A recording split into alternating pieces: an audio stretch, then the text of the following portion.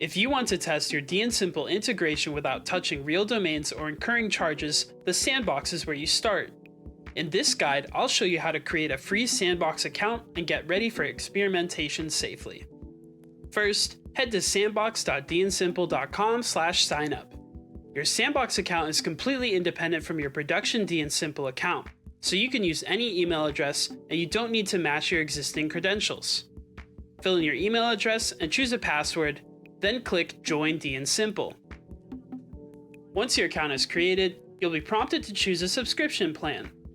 Pick the plan that matches the features you'd like to test. If you are planning to register domains or test subscription-based workflows, you'll need an active plan, but don't worry about the cost. Everything in the Sandbox is free. When you reach the payment step, use one of Stripe's test card numbers instead of a real credit card.